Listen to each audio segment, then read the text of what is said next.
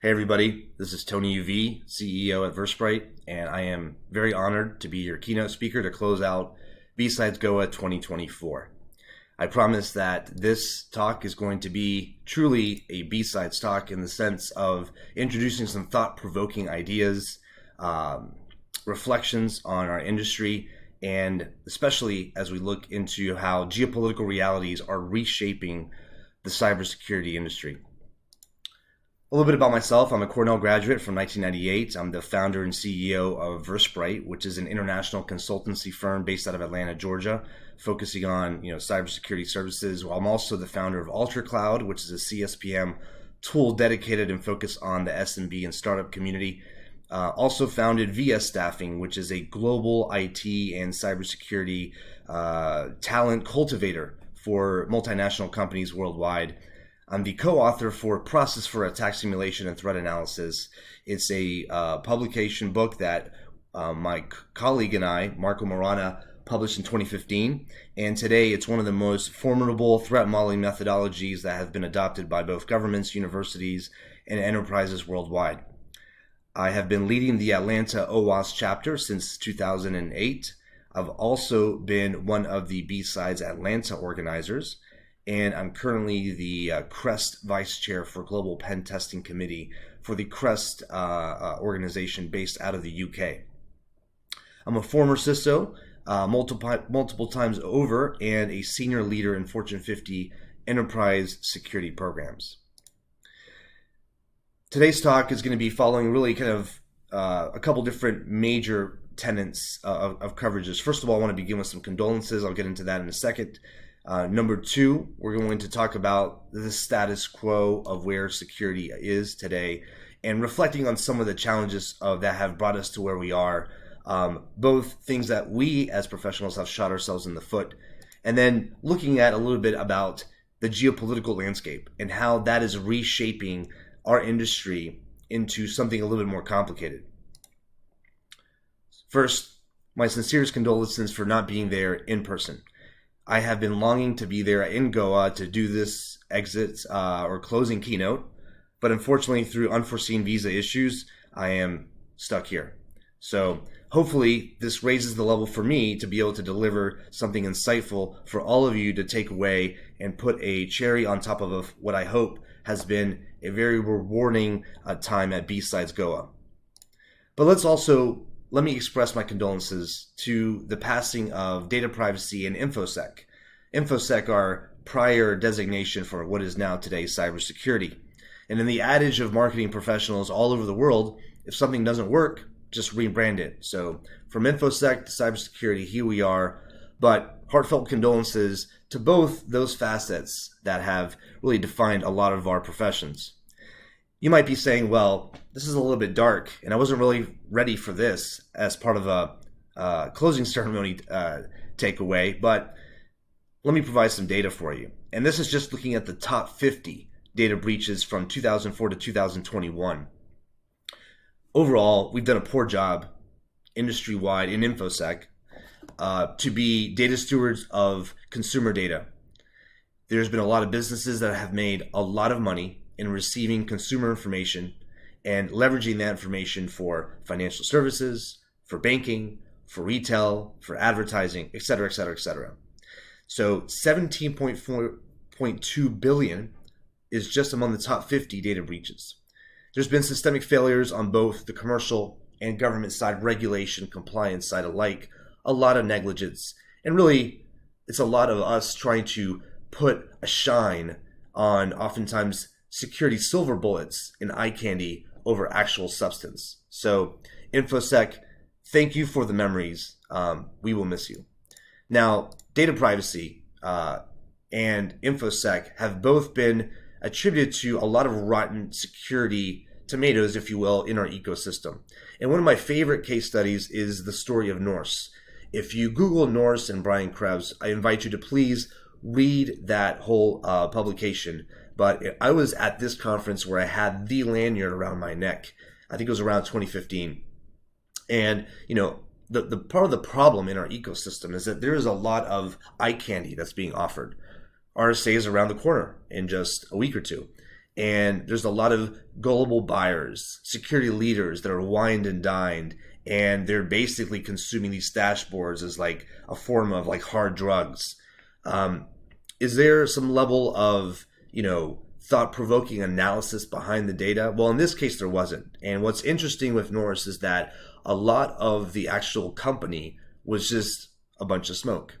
And, there was a lot of it had to do with half-hearted tech entrepreneurs, seed investors that wanted to basically, try to make Norse the next Splunk or the next, major cybersecurity company, product managers that were there for the ride, marketing professionals that were all for it. I still remember going to RSA, seeing a lot of the fanfare on the floor, and the executive team that, realizing that all this is happening, are still pushing ahead.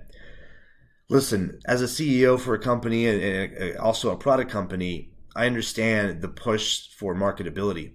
But as, really a service sector that is security, we are serving businesses, we are serving the needs of those that are confining their data into our hands, into our networks, into our platforms. We have to raise the stakes. But there's a problem today that is executives that are too focused on the exit and not focusing on the problem that they're trying to solve. So who sits back and enjoys everything? Well, a lot of it is in marketing. And I don't mean to villainize marketing. I have a lot of friends that are in marketing. But there is some level of responsibility that we did not do in the prior days and ages, and we still don't do. There's a lot of tech companies out there that unfortunately are looking for that exit, right? They're looking to improve EBITDA, and they're trying to improve, earnings per share for publicly traded companies, and they're focusing on that exit. But what this does is it introduces a major economic problem for a sustainable supply chain of vendor solutions and services for companies that need our help in the space of cybersecurity. Now, most recently, Rubrik just went and had their IPO, and we're going to see some takes from the CEO. $500 million in marketing. There's a lot of examples I can use after nearly 30 years of ITIS experience. But suffice to say is that we need to build sustainable solutions that are focused on fixing problems and not necessarily just on exiting. We'll get to all of that more in a second. Now, on the data privacy side, again, this is the condolences section of my talk. Data privacy is dead, and it's been dead. There was a moment where it resurrected, but it really turned into a zombie state where it was just being puppeteered again by nation-state actors, governments, big evil corporations, right? Evil Corp, right? Mr. Robot reference there. Data is the new currency that doesn't devalue. It will never go down in value. It is the new, and it will be the pervasive altcoin, Bitcoin, whatever you want. Data privacy is dead, and data is the currency that governments, businesses, hackers, darknet operators, and data brokers all want, because there's so much that can be done with data. Now, if you're still thinking that I'm overly pessimistic with all this, well, just this week, the New York Times unveiled that General Motors had accidentally enrolled millions of people into its OnStar Smart Driver program. Now, if you've been in the industry for a while, how many times do you see things like this, right? Where it's either, a misalignment of security control with data privacy, it's a lot about consent management. Am I authorized to have this data? And of course, it's going to vary by country, by state, by international laws. But the reality is that these major multinational corporations, they pay these fines, which are a fraction of their overall profitability on this same data.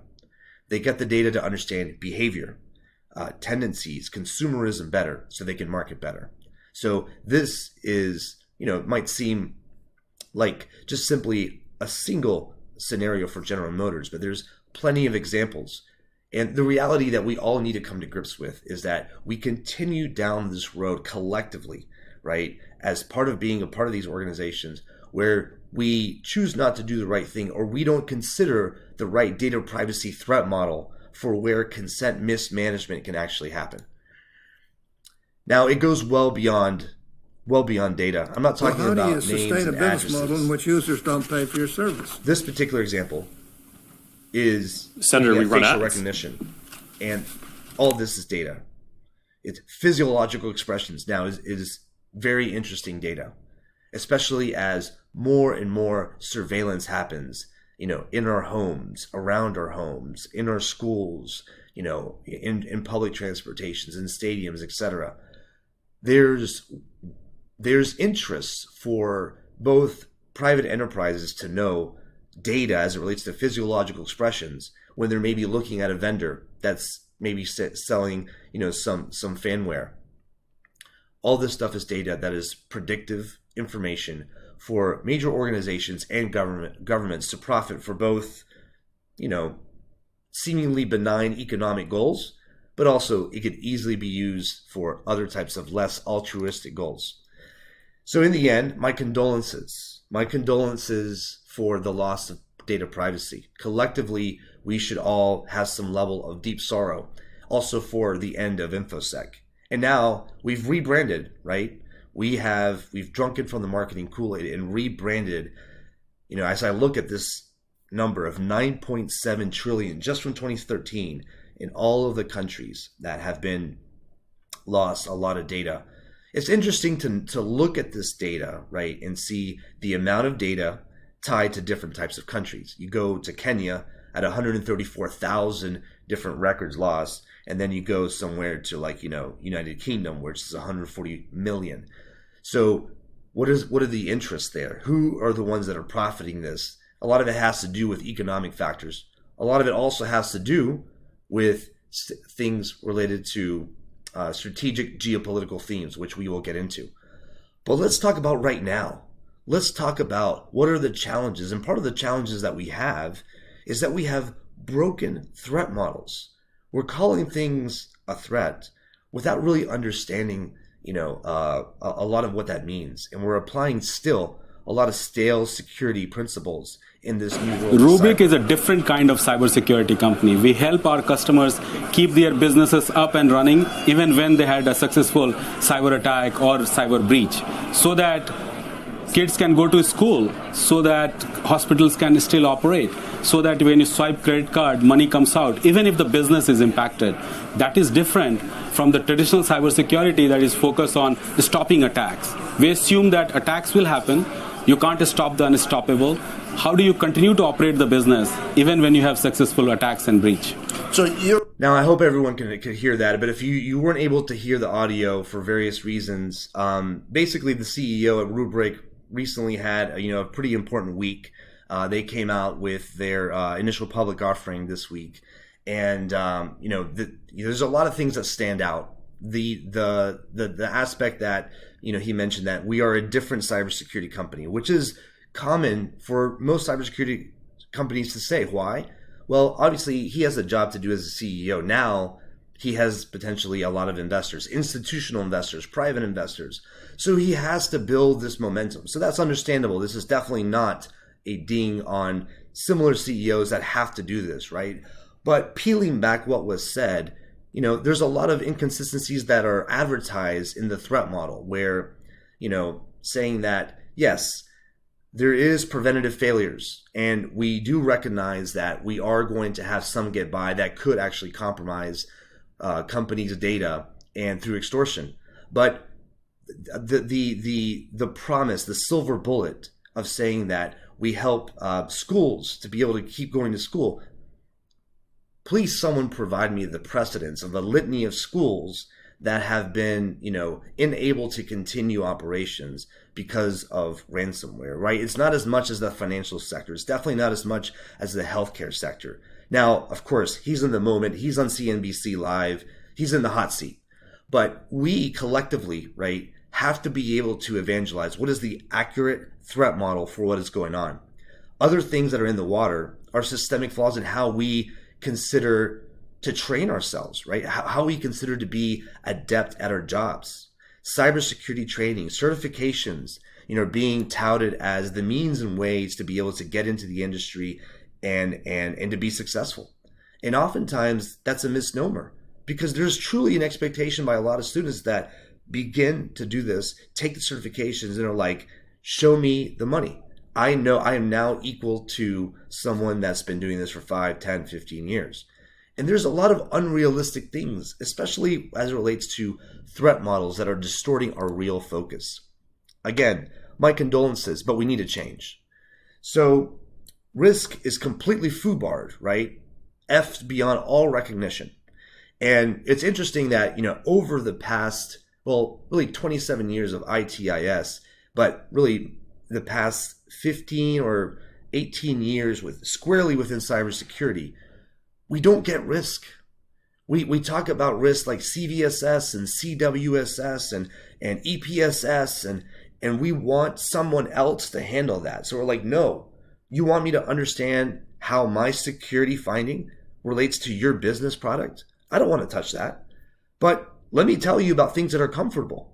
And this is the problem, is that we're just talking amongst ourselves, right? We have these conferences, and maybe a new opportunity. I still remember, Versprite being, one of the above and beyond supporters in Las Vegas for the original BSides in Las Vegas. The kind of the grassroots, the counterculture ideologies that defines BSides. We need to change the game. We need to go out to these conferences. What happens if we do training at these conferences, but just for non-security people, but we do it for free? And yes, the vendors have sponsored it, but we need to change something because we get together and we just talk amongst ourselves. We need to be able to also come to the recognition that risk is not going to come from a dashboard, a tool vendor, or a revered CVSS score. This is, if you've worked with MITRE, phenomenal organization, largely supported by DHS funding. They don't know your business. They don't know your customer's business. How can we simply just throw over the fence, technical security related risk findings that are non-contextual to our audiences? So we need to do better. Extortion is a great example. Oftentimes we need to understand the threat model for extortion and ransomware as an attack vector for realizing the goal of extortion as a threat. You wouldn't, for example, extort a PR marketing firm if we were all cyber criminals, would you? Because there's no urgency in the business model. But transportation, healthcare, shipping manufacturing, it relies on that. Let's move stuff out. And if you pigeonhole that, then you're hurting somebody, right? And this is where the business model of extortion from the cyber criminal sense makes sense. We need to understand that as cybersecurity professionals. Is coming to grips with the idea that there will be attacks a sign of failure when it comes to attack security? It is actually a sign of a strength. So I stopped it there because I don't know, again, is coming to grips with the idea that the audio is working, but this particular segment, I love the question by the CNBC commentator. He had a sincere, look on his face. All right, so you said attacks are going to happen. Does this mean that we failed in cybersecurity? And then the response was that, no, this is a sign of strength. We're moving beyond stopping. Now we're looking to response. You can see my concern about the marketing spin that we have as an industry. And again, this is not villainizing anybody. The man is the CEO for a company that now has public investors, institutional investors, right? It's shaping the future of his company. He has to be able to make defensive comments. This is universal. So please do not take this as like a ding to Rubrik at all or the executive team whatsoever. But as we consume this and we recognize the little bit of the marketing that's needed, right, for the public, but we need to be able to not ingest this as practitioners and say, yeah, let's move away from prevention and let's focus on response. The fact is we need to improve prevention. We need to leverage automation for prevention. We need to improve contextualization for prevention. And oftentimes we're stuck in our own security fields.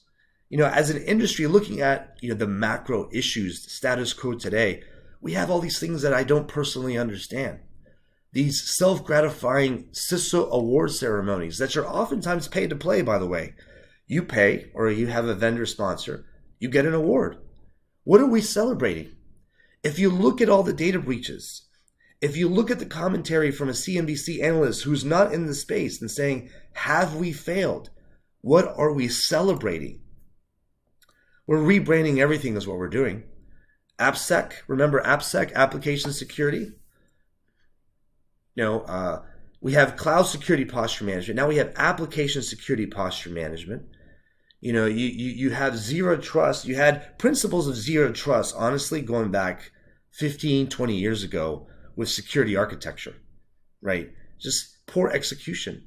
We're rebranding everything. And this should be a concern whether you're a student, whether you're a practitioner, whether you're a vendor, whether you're an entrepreneur. We're celebrating the wrong things. We're celebrating certificates and award ceremonies, and we're taking our eye off the ball. We're celebrating and focusing on valuation models, multiples on our businesses so that we can cash out. But this is going to have a detrimental effect to the ecosystem that is supposed to protect healthcare. Think about your own personal family members, right?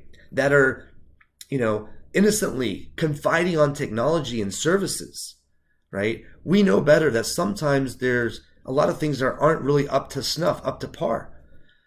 Bug bounty hypocrisies. Let me dive on this for a second. Before, and I used to come from a banking sector. When you would do a pen test for a banking financial institution, you wanted to know who's doing the pen test. Have they been background checked? What is their prior, experience? Bug bounty hypocrisies funded, again, by venture capital, really circumvents all that. It's opening up the kimono for, hey, let's have a global crowdsourcing platform that's going to lower the unit costs of exploitation. And we don't know really who's knocking on the door, right? There's people that are evaluating the submissions for what is deemed a flaw. And then oftentimes the true passionate researchers are getting screwed in those deals. A lot of the true positives are not being paid out, right? You're pissing off researchers, generally not a good idea. And on top of that, you really don't know who you're allowing to basically, do things onto your product or application or network. And what's to say that someone finds something that's pretty detrimental? Are they going to really cash out for a $5,000 payout? Or are there opportunities on the black market to be able to get that to be a $10,000 payout or a $50,000 payout? Things don't make sense. And honestly, a lot of the things that we're doing today is, let's talk about attacks and SBOM. We are oftentimes the attack framework is a great post-exploitation attack library for your threat model. But not getting as much attention is the software bill of materials, especially for companies that are writing software. Why? Because it's easier to take attack and put it into tools and then have the dashboard than it is to inventory what are we running and with the implications of that embedded software into the downstream effects into our application architecture. So this is a challenge. You didn't get this remark on the video because I didn't see it through, but one of the questions later from a female commentator was, where are attacks coming from? He begins with nation states and goes all the way down to teenagers in basements that are flipping their finger to big government and big enterprises. I'm sure they're wearing a hoodie as well. So this is where we're at. This is where we're at today. We need to depart from this status quo. And we lost our hacker way. And, this is, I think things will get worse before they get better. This is a new second-year roundtable of venture capital and cybersecurity that's taking place. And a lot of these rhetorical questions is like, are we funding AI applications or AI infrastructure? If applications, how do we make sure that the product has access to truly unique and proprietary data? These are rhetorical questions, right? We need to be able to address the full stack of how AI can reasonably be adopted and matured at different times. It's been an interesting week in the market, financial markets. A lot of tech players, forget cybersecurity, have had their financial, reportings, and even Tesla has said there's been some challenges in AI rollouts. Now, speaking of AI rollouts, I promised you, what does this have to do with geopolitical climate changes? We are definitely having a climate change within cybersecurity that's going to be impacted by tech and security, really discrepancies in availability of who can really build out generative AI. The giants of tech like Microsoft, Tesla, Amazon will continue to be able to have the means and ways. But what this should trigger in everyone's mind is like, what about those countries that can't afford this tech? What about the companies that don't have this level of competitive, budget to buy some of this tech?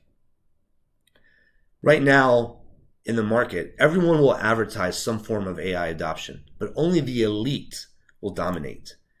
And so we're going to see AI to be truly transformative in reshaping different industries, primarily in where there's a lot of labor pools in the blue market segment, but also in marketing services, in software development services, where you have the opportunities for AI to really drive the full stack of secure software development lifecycle. There's a tsunami of work displacement ahead. And if you're in this industry, if you're just coming in, or if you're a veteran and you don't want to run to the hills, dig down, because it's going to be a game changer over the next couple of months. We're going to see a lot of changes that are going to displace tech, and the richer countries are going to find more use cases for it. Poorer countries are just simply going to be consuming what's being built. Now, there's a great opportunity for the East. I've found the past 3 weeks traveling all throughout APAC, Asia Pacific, and it's interesting and it's a sharp contrast. You see on the West a lot of societal really decay. There's a lot of faction groups at each other's throats. This is going to lead to a lot of things that affects supply chain, supply labor pools, what's being taught, sustainable, technology and sustainable, pools of talented labor. The East doesn't have the same perils right now, and it has an opportunity truly to take the discipline that it has in its cultural norms to be able to thrive to a new level where AI can take economies and entrepreneurs from the East to a totally different level. But in a global AI disequilibrium is definitely ahead. Look at the chart at the top right. So Asia Pacific, you see the jump between 2023 and 2028, signifying one of the largest jumps outside of still North America, where you see a big jump still between 2023 and 2028, where you have market consolidation, you have focus on cybersecurity, market development. But definitely in the East, there's a lot of opportunity, but we have to do it right. So contributing factors that hopefully the East can learn is to to do the right type of marketing, right? I say marketing is evil as kind of a tongue in cheek, but it's the right type of marketing. You know what sells? Is true authenticity. Versebright, the company that I founded, literally means true spirited. We have like 2 people in our sales team. You do good work, you find success. And if you're an entrepreneur and you have quality work, quality product, it's going to market. Tesla doesn't do a lot of advertising in the United States. GMC does. Venture capital necessitates returns. So if you're an entrepreneur and you're in this space, the problem we have with venture capital is that it's reshaping perspective and goals, where entrepreneurs want to focus too much on the exit versus actually being a game changer. And we need more game changing. Debt sheets, capital calls. What this does is it takes companies like Lacework and Wiz and Acquio in the CSPM market as an example, which is a familiar space for us, to be able to have to offer subscription fees that are unobtainable for mid-cap and SMBs. And it's elevating the cost of cybersecurity for big enterprises. So it's meanwhile, right, we have influencers and marketing companies that are altering the focus, right? They're glorifying a lot of whoever has the most marketing budget to support these, CISO awards or these very, self-patting on the back ceremonies. It's just adding to, the overall noise. And this is affecting really what as a global consumer markets what they're paying attention to, right? Gartner says go here, right? And so we have companies that are security startups that are put into a magic quadrant.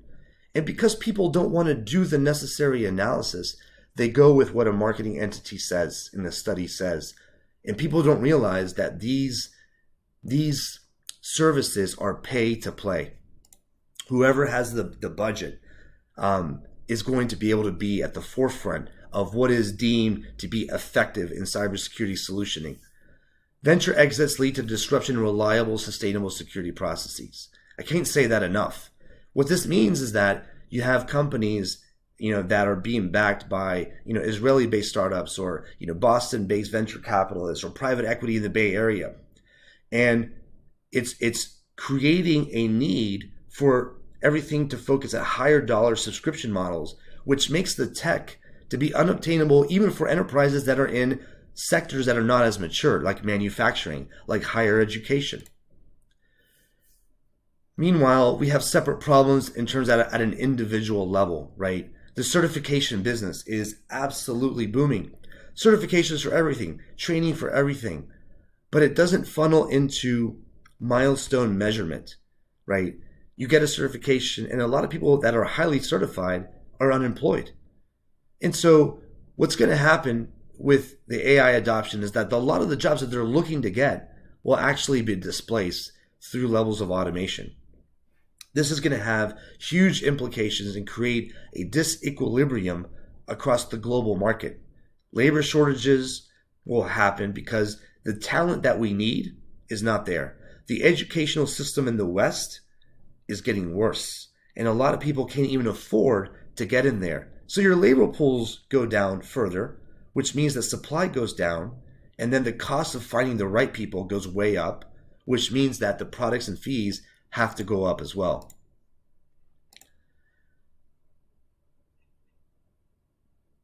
Did you know Canada might be the first to introduce universal basic income? Judging by how fast AI is developing, other countries will need to move quickly from discussing policy to legislating. Why? Because everywhere you look, AI is threatening jobs. Klarna's replacing customer service agents, ChatGPT is replacing copywriters, translators, and more, and Devin AI is replacing software programmers. If that's not enough, Agility Robotics and Figure are replacing humans in warehouses and factories. You're doing it because you're trying to affect the bottom line. And to fill labor gaps and everything else there. So that's where it's going to start. And that right there is an argument for why governments and people need to start thinking about this now. No.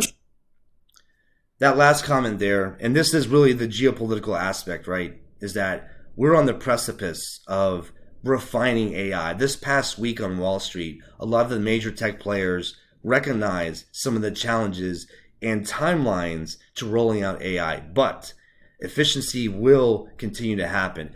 Hardware will improve. Here you have, Greg Brockman talking about the first NVIDIA DGX H200 in the world being opened up like a Christmas present at the OpenAI. You have the Tesla's Dojo cluster being unveiled, right? And then you have the concerns of what does this mean for labor pools? What does this mean for economies? What does this mean after the fact when there's labor displacements? And this notion that's being spoken about in Canada about a universal income, right? Where it's just this recognition that, listen, there's going to be a huge displacement of labor. And that labor cannot, in a timely fashion, go into alternative forms of a different labor market, a different pool. And so there's this aspect of universal income. With that is going to be dissension, maybe political turmoil, pressures on social welfare services that need to happen, right? And the other aspect that's super important, if there is an introduction of a universal income level, that means that the government now has an opportunity to be able to almost like, ear tag all the citizens that need to have that universal income. And they need to abide by certain different types of conditions. So the big brother phenomena is very much close at hand. This is a new dawn for cybersecurity. The implications of just doing what we've doing about dashboarding and security silver bullets and focusing on exit plans, there's more serious things at stake. And if you're passionate about what you do, I commission you to be able to think more seriously about how you can contribute to be able to influence a new dawn in cybersecurity. So I'll end with this. One last slide. One of the things, that I have in terms of recommendations, and there's three really recommendation tidbits I have. One is for the entrepreneur. And I say this to all my employees at Versprite. Passion over money. If you're passionate about something, everything else will follow. Success, financial gain. And even if it doesn't, the road of failing with passion is far better than the road of compromising security snake oil for dollars. Because at the end of the day, you have to go to sleep at night. Second, have a clear vision. If you're an entrepreneur sitting in the audience today, have a clear vision for what you are trying to build. And understand that failure is absolutely the best teacher. I've learned only from failures, and I love to fail. I love to fail because it makes me more resilient. If I fail, I will not fail in the same way ever again. So be focused on those things. Now, for the practitioner, student mindset forever. If you have the word expert or rock star awarded to you or in your profile, please take it out. That this is a new dawn in cybersecurity. No one, doesn't matter how long the tenure, doesn't matter all the accolades and accomplishments, no one is an expert. Student mindset. Number 2, develop a niche. Focus on your niche. Are you focusing on maybe securing the CI/CD pipeline? A lot of people aren't really thinking about that. So make that be your focus. What about, is it in more of threat intel? Is it in OSINT gathering? Find a niche and be a phenomenal practitioner. Still a student in that niche. Be a self-learner. This is an industry where you have to always continuously be learning. Learn from others. Learn about what sometimes even ignorant sayings teaches us, the temperature of what different practitioners should not be saying or what problems we have that we've kind of covered in this presentation. Automation is going to be a constant for the future. Don't shy away from it. And whatever you focus your niche on, be interested in automation. Be interested in efficiency, because I guarantee you right now, every industry is focusing on automation. Marketing, healthcare, grocer operations, inventory management, it does not matter. Automation is here to stay. Develop a roadmap for where you want to be as a practitioner and understand the threat model for what you're evaluating. If you're doing application security, if you're doing organizational enterprise security, do you understand and have you built a threat model that is fed from threats that are happening based upon the attack surface, the industry, the data flows of your model? This is super important. Now, for the enterprises, develop your threat model in a similar fashion and reasoning. Let your threat model encompass your security decisioning. Oftentimes, we run enterprises based upon, a framework. And as great as the International Standards Organization is, or the collaboration that exists from the National Institute of Standards and other forums, they don't know your business. They don't know your attack surface. They don't know your impact levels. Build your own threat model. My threat model is not your threat model. And that's super important credence to follow. Make sure that your security ecosystems that you're building are truly an ecosystem and not security islands. Oftentimes we buy and procure services and technology to solve problems. I need to solve a problem for endpoint protection. Buy, implement, done. You're not done because you haven't considered, data flows from that countermeasure. Have you ensured good data telemetry? Have you ensured great security automation that happens upon detection, right? Build an ecosystem. And lastly, develop a roadmap and understand your own threat model. The former CEO of Binance, CZ, always had this mantra of do your own research. And I think that's very important that now today, where there's misinformation campaigns, there's a lot of propaganda, we have to build we have to do our own research.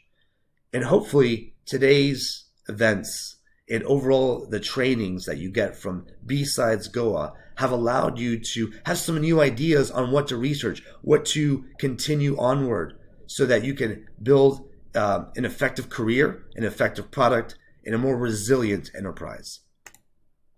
Thank you so much for your attention and your time. My regrets for not being there in person. I hope to visit the beautiful city of Goa very soon another time. If you do wish to follow up with me, please check out some of my social media contact information there, my email addresses and whatnot. But hope to see you all next time. Take care.